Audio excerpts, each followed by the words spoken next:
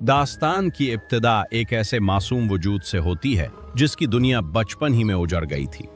हारिस एक ऐसा नाम जिसका मतलब है काश्तकार या मुहाफिज, मगर कुदरत ने उसके मुकद्दर में दुखों की ऐसी फसल लिखी थी जिसे उसे खुद ही काटना था। हारिस एक यतीम लड़का था जिसके पास विरासत में सोने चांदी के सिक्के या वसी जमीनें तो नहीं थीं, लेकिन उसके सीने में एक ऐसा दिल धड़कता था जो कायनात की हर शय के लिए तड़पता था। कभी कभी जिंदगी इंसान को ऐसे मकाम पर ला खड़ा करती है जहां से वापसी का कोई रास्ता नहीं होता, जहां चारों तरफ अंधेरा होता है और उम्मीद की आखिरी करन भी दम तोड़ रही होती है। लेकिन क्या आप जानते हैं कि जब दुनिया आपके लिए तमाम दरवाजे बंद कर देती है तो कुदरत आपके लिए वो रास्ता खोलती है जिसका आपने कभी तसव्वुर भी नहीं किया होता। यतीम बच्चे हारिस के सीने में मौजूद एक नर्म दिल ने उसकी तकदीर के ऐसे बंद वरक खोले कि देखने वाले दंग रह गए। दास्तान शुरू होती है एक छोटे से पसमानदा गांव के एक कच्चे मकान से, जहां हारिस नामी एक मासूम बच्चा अपनी मां की गोद में सर रखे दुनिया के हर दुख से बेखबर सो रहा था। उसे क्या मालूम था कि जिन हाथों की ठंडक उसे सुकून देती है वो जल्द ही उसे उस बेरहम दुनिया में तन्हा छोड़ जाएंगे। बाप का साया तो उसके बचपन ही में एक पुरअसरार हादसे की नजर हो गया था।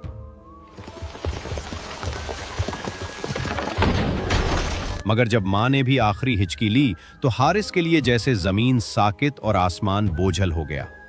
इस सर्द रात में जब बाहर बरसती बारिश की आवाजें गम का नोहा पड़ रही थीं, उसकी मां ने लरसते हुए हाथों से उसके आंसू पोंछते हुए अपनी आखिरी वसीयत की। बेटा हारिस, याद रखना, ये दुनिया बहुत जालिम है। लोग तुम्हें तोड़ने की कोशिश करेंगे, तुम्हारी गरीबी का मजाक उड़ाएंगे, लेकिन तुम कभी अपना दिल सख्त न करना। हमेशा रहमदिल रहना, क्योंकि रहमदिली वो वाहिद बीज है जो कभी जाया नहीं होता, बल्कि एक दिन ऐसा तनावर दरख्त बनता है जिसका साया तुम्हें हर तूफान से बचा लेगा। यही वो अल्फाज थे जो हारिस के कानों में हिम्मत बनकर गूंजते रहे।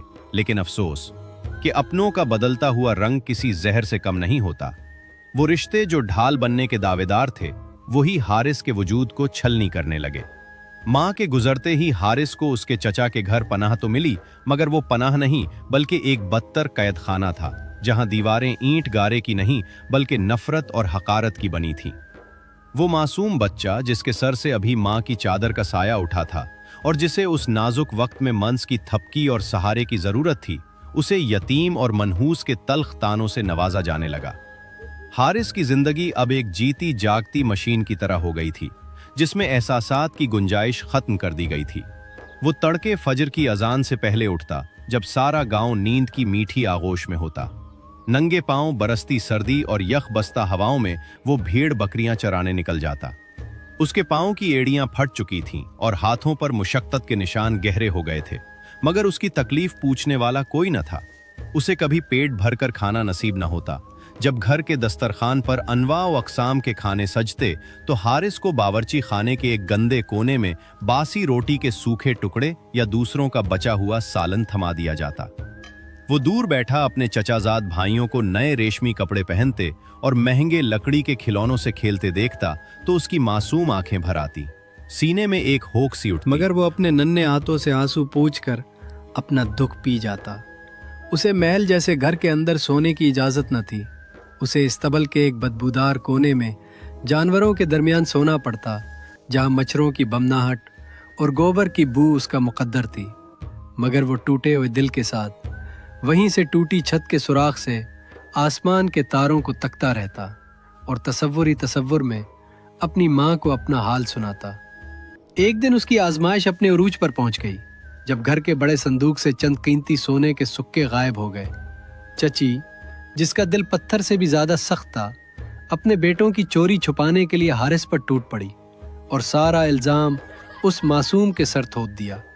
मजमा लग गया, लोग तमाशाई बन गए और वो बच्चा चीख चीख कर अपनी बेगुनाही की दहाई देता रहा। वो रोता हुआ चचा के पांव में गिरा, उसके दामन को पकड़कर अपनी माँ की कसम खाई, खुदा के लिए यकीन करे चचा जान, मैंने चोरी नहीं की। मगर संगदिल चचा का दिल न पिघला।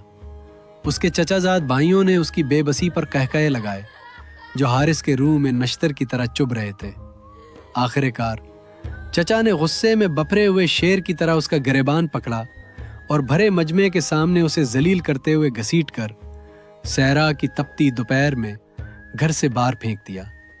جب دروازہ زور سے بند ہوا تو حارث کے کانوں میں یہ زہریلے الفاظ ہتھوڑوں کی طرح برسے، جا، اب یہ تپتی ہوئی وسیع زمین ہی تیرا بستر ہے اور یہ ریگستان تیرا کفن، آج سے تیرا ہمارا کوئی رشتہ نہیں۔ حارث وہیں تپتی ریت پر گرا رہ گیا۔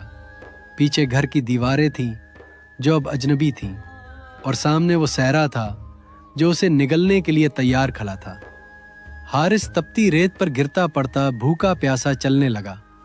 سورج اپنی پوری آب و تاب کے ساتھ اس کے جسم کو جھلسا رہا تھا اور پیاس سے اس کی زبان تالو سے جا لگی تھی۔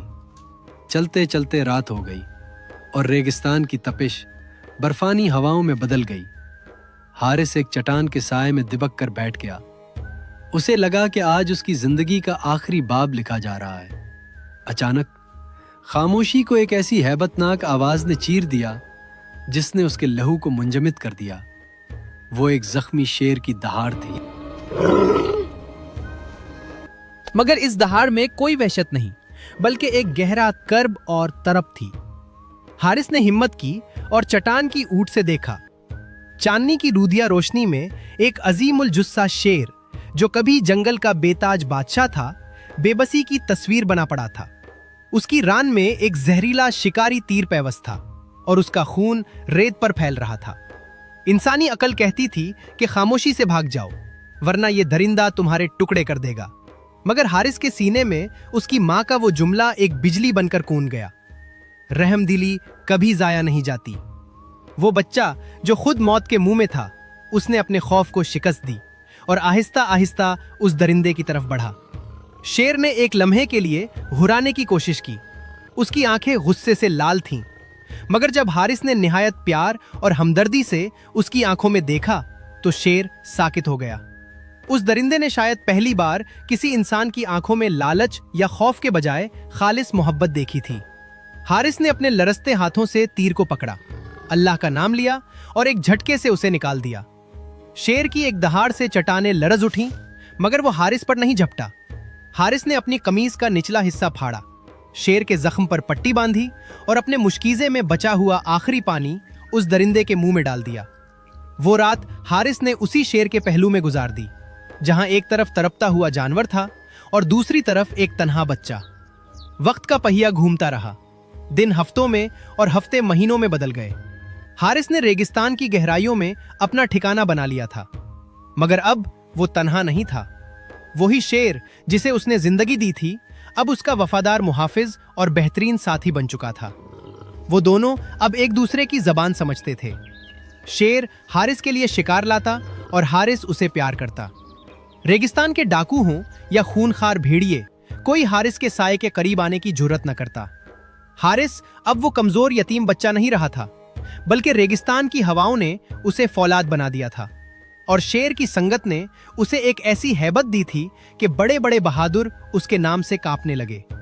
ادھر گاؤں میں لوگ حیران تھے کہ وہ بچہ جسے انہوں نے بھوک سے مرنے کے لیے چھوڑا تھا اب ایک افسانوی کردار بن چکا ہے۔ ایک دن وہی مغرور چچا اور اس کے بیٹے جو کسی تجارتی قافلے کے ساتھ صحرا عبور کر رہے تھے، رستہ بھٹک گئے اور ڈاکوؤں کے ہتھے چڑھ گئے۔ ڈاکو ان کی جان لینے ہی والے تھے کہ اچانک فضا میں ایک ایسی دہاڑ گونجی جس نے سب کے دل دہلا دیے۔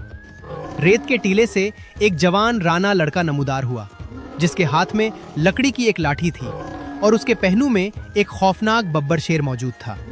ڈاکو بدحواسی میں اپنا سامان چھوڑ کر بھاگ کھڑے ہوئے۔ جب چچا نے نظر اٹھا کر دیکھا تو اس کے سامنے وہی حارث کھڑا تھا جسے اس نے دھتکارا تھا۔ وہ مغرور لوگ اب حارث کے قدموں میں گرے ہوئے تھے، ان کی آنکھوں میں خوف اور شرمندگی کے آنسو تھے۔ وہ معافیا مانگنے لگے، وہ اسے واپس گھر لے جانے کی منتیں کرنے لگے، مگر حارث نے بڑی خاموشی اور وقار کے ساتھ انہیں پانی پلایا اور کہا، جس رحم دلی کو آپ نے کمزوری سمجھا تھا، آج اسی نے میری جان بھی بچائی اور آپ کی بھی۔ میرا گھر اب یہ وسیع ریگستان ہے جہاں انسانوں سے زیادہ جانوروں میں وفا ملتی ہے۔ حارث نے ثابت کر دیا کہ انتقام لینا بزدلوں کا کام ہے۔ اعلیٰ ظرف انسان تو معاف کر کے دوسروں کو ان کی اوقات دکھا دیتے ہیں۔ یہ داستان ہمیں یاد دلاتی ہے کہ नेकी कभी जाया नहीं होती और जब आप अल्लाह की बेज़बान मखलूक पर रहम करते हैं तो अर्श वाला आपके लिए कायनात के सबसे बड़े दरिंदों को भी आपका गुलाम बना देता है। नेकी का रास्ता मुश्किल ज़रूर है, मगर उसकी मंजिल हमेशा लाजवाल इज्जत और सुकून होती है।